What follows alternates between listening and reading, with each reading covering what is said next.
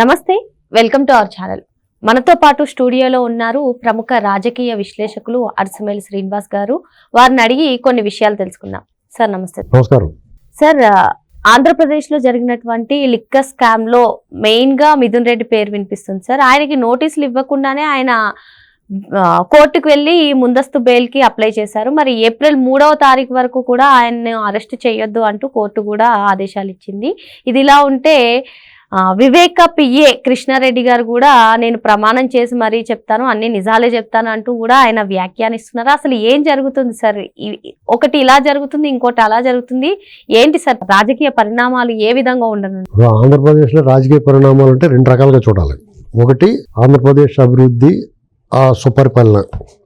అంటే మీకు కలెక్టర్ల సమావేశంలో కానీ చంద్రబాబు నాయుడు గారి మంత్రివర్గ సమావేశం అనంతరం కలెక్టర్ సమావేశంలో డిఎస్సి నోటిఫికేషన్ ఇవ్వాలని, తర్వాత ఉద్యోగులు బకాయిలు విడుదల చేయటం, తల్లికి వందనం వచ్చే నెల ఎప్పుడు కార్యక్రమం, అలాగే రైతులకి ఏదో చేస్తున్నారు కదా, ఇలాంటివన్నీ ఒకదాని వెనకాల ఒకటి కార్యక్రమాలు వాళ్ళు చెప్పినవన్నీ నెరవేర్చడానికి సిద్ధపడతా ఉన్నారు. అలాగే జగన్మోహన్ రెడ్డి కొట్టి తరిమేసి లులుమాల్ వచ్చేసి ఇక్కడ రెడీ అయిపోయింది.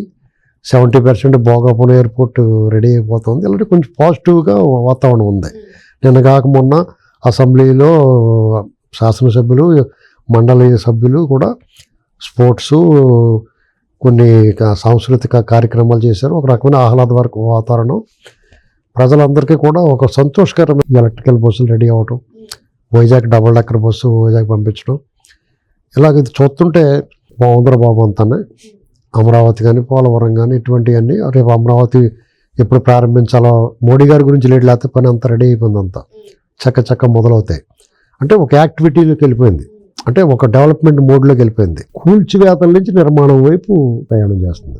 జగన్మోహన్ రెడ్డి అయ్యారం అంతా డిస్ట్రక్షన్, ఇప్పుడు కన్స్ట్రక్షన్ లెవెల్లో పోతుంది. అంటే ఒక పాజిటివ్ వైబ్. కానీ జనాలకి ఈ పీడకల ఇలా అలాగే ఉన్నాయి దెయ్యాలి. ప్రజలందరికీ బాగుంది, కానీ టీడీపీ కార్యకర్తల వాళ్ళకి కొంచెం బాధ ఉంది.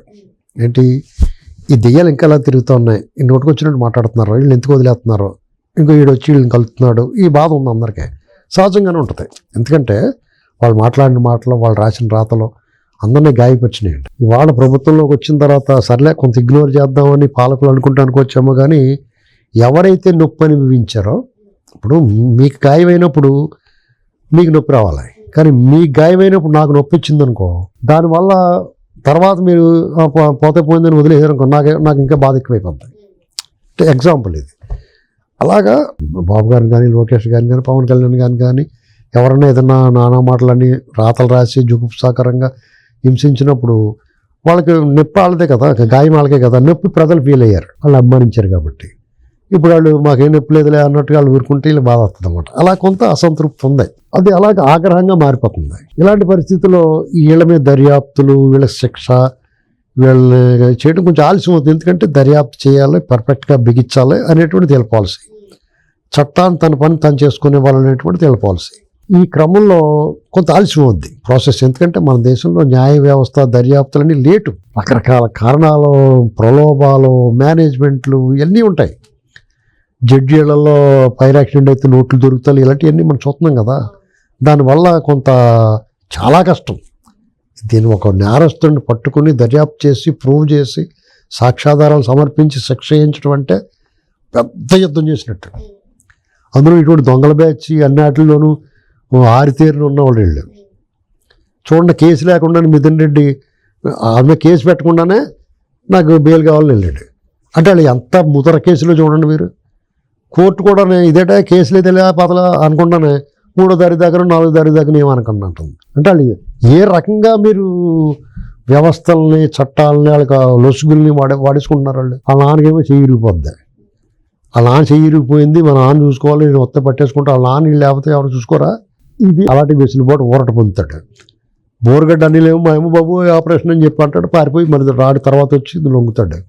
పోసన కృష్ణమూర్తి నాకు హార్ట్ అటాక్ వచ్చేసింది బాబు అంటాడు. నీకేం హార్ట్ అటాక్ లేదు, ఏం లేదు నాడా అని మళ్ళీ తీసుకెళ్ళారు. తర్వాత ఏదో బెయిల్ ఇచ్చారనుకోండి. అంటే వీళ్ళు బతుకంతా కూడా ఎవడో కూడా కొడాలని కూడా హాస్పిటల్కి వెళ్ళాడు. నిజంగానే చెయ్యకుండొచ్చు, నిజంగానే కొడాలని అనారోగ్యం ఉండొచ్చు. కానీ వీళ్ళ ప్రవర్తన వల్ల, వీళ్ళ చరిత్ర వల్ల, వీళ్ళ హిస్టరీ చూడటం వల్ల ఇదంతా వీళ్ళు నమ్మలేమన్నమాట. ఆంధ్రప్రదేశ్లో ఒక పక్కన అభివృద్ధి, సంక్షేమం, రోడ్లన్నీ వేస్తారు, బ్రహ్మాండంగా ఉన్నాయి. ఒక పక్కన మంచి ఆశాజనకంగా ఉంది. ప్రజలందరూ ఆ పెన్షన్లన్నీ ఒకటో తారీఖు అందేస్తున్నాయి, ఉద్యోగులకు జీతాలు అందేస్తున్నాయి, ఆ పెండింగ్ బకాయిలు కూడా టక్కమంటే రోజు మెసేజ్ కసకసని వచ్చేస్తున్నాయి. ఇవన్నీ చాలా మంచి వాతావరణం కనపడుతుంది. కానీ మీకు లిక్కర్ స్కామ్ గురించి చూడండి, కృష్ణదేవరాయలు ఆయన ఎరగదేసేసాడు పార్లమెంట్లో, ఇది పెద్ద స్కామ్ రా బాబు అని చెప్పాడు. విడుదల రజనీ గారికి 2 కోట్లు లంచం తీసుకున్నదన్న కేసు మీద ఆవిడ పడుకున్న గుర్రం లేపు తెచ్చుకుని ఈయన గెలికింది. ఈయన ఏకంగా వాళ్ళ పెద్ద బాస్కెట్ ఉంటాడు. ఎంకిపెళ్ళి సుబ్బుజావుకు వచ్చినట్టుగానే సోదికి వెళ్తే రొంకు బయటపడింది అంటారు. అలాగా జగన్కి తగులుకుంది బేరం. అది ఆయన ఏకంగా హోంమంత్రి అమిత్ షా గారి దగ్గరికి, ఏమండి ఇతను మీరు ఏదో అనుకుంటున్నారో, గతంలో మీకు నేను ఇంత దొబ్బేశానని ఇంత పంపించుంటాడు, మీకు కొంచెమే పంపించాడు చూసుకోండి, వీడు కొట్టేయింది 2 లక్షల కోట్లండి బాబు అని చెప్పుంటాడు. ఈయన వాళ్ళకి అక్కడ కోపం వద్దంటే వీడు ఇంత అన్యాయం చేసాడని కోపం రాదు వాళ్ళకి. అయ్యాలు ఇంతే చెప్పాడు మాకు, వీడు ఇంత దొబ్బేశాను కోపం వద్దు వాళ్ళకి గ్యారంటీగా. ఇప్పుడు వీళ్ళందరూ కలిసే ఉన్నా కానీ మరి వాస్తవం అదే కదా.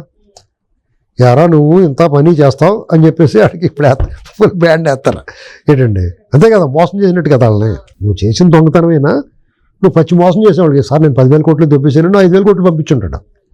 కానీ ఇతను కొట్టేసింది 2 లక్షల కోట్లు అని తెలిసిన తర్వాత, అరే బా వీడు ఎంత మోసం చేశాడు అని చెప్పి వాళ్ళు మాట్లాడుకుని నేను లోపలేసిండి అంటారు. ఇది ప్రమాదం వచ్చేసింది వాళ్ళకి.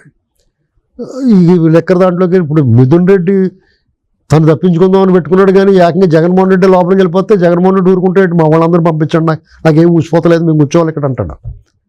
ఈ గ్యాంగ్ అంతా పోతారు లోపలికి. అప్పుడు జనం కొంచెం ఆనందపడతారు, ఆ పని తొందరగా చేస్తే బాగుంటుంది ఏంటండి. ఇవే కాదు ఇంకా బోళ్ళంత మంది లోపల పోతారండి. అందరికీ దడదలాడుతుంది. ముందులో కొంచెం వీళ్ళు పెద్ద పట్టించుకుంటలేదులే, చంద్రబాబు గారు మంచోడు, ఎందుకంటే పేరు నాని ఏమన్నాడంటే వాళ్ళ ఆవిడని అరెస్ట్ చేసి ఈ కార్యక్రమం వచ్చాడే, ఆడవాళ్ళు గట్రా అరెస్ట్ చేయకుండా తప్పు అన్నాడంట. మన అలాంటి పనులు చేయకూడదు, ఆడవాళ్ళు ఎందుకు ఆడు తప్పు చేస్తే ఆడవాళ్ళని ఎందుకు హింసించడం, సహజంగా ఆయన పెద్ద మనిషి కూడా అలాగంటాడు. అంతెందుకు రామ్ గోపాల్ వర్మని పండగ ముందు రోజు అరెస్ట్ చేయాలి యాక్చువల్గా. కానీ పండగ ముందు అరెస్ట్ చేసి మన అలాంటి పనులు మనం ఎందుకు చేస్తాం, స్టాటిస్టిక్ ఎందుకు, పండగ అరెస్ట్ చేద్దామంటే ఇప్పుడు వరకు అవ్వలేదు. అలా కొంత వెసులుబాటు వస్తుంది.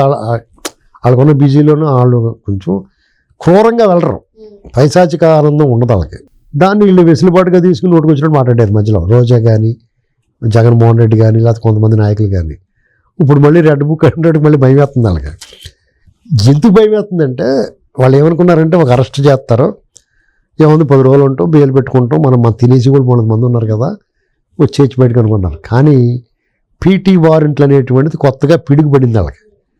ఎప్పుడైతే వల్లభనేని వంశీ ఒక కేసు నుంచి 3 కేసులు రెడీ అయ్యి 3 ఆటలు తిరగడం, అల్టిమేట్ కామెడీ ఏంటంటే పోసాని కృష్ణమురళికి మా ఊరు పంపించాలండి ప్లీజ్, మేము ముందు వచ్చాం మాకు ముందు పంపించాలండి, ఇలాంటి దెబ్బలాడుకున్నారు పోలీసులు.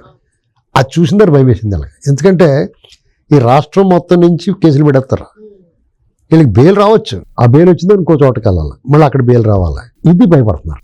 అది అసలు సమస్య. అంటే అతని కంటే గనుడు ఆతంత్రం వల్ల నువ్వు ఎన్ని యాక్షన్లు వేసినా, నువ్వు ఎంత తప్పించుకుందాం అనుకున్నా నీకు అంతకు మించి చేస్తారు వీళ్ళు. ఎందుకంటే మీకంటే కొంచెం తెలివైన వాళ్ళు వీళ్ళు చదువుకున్న వాళ్ళు.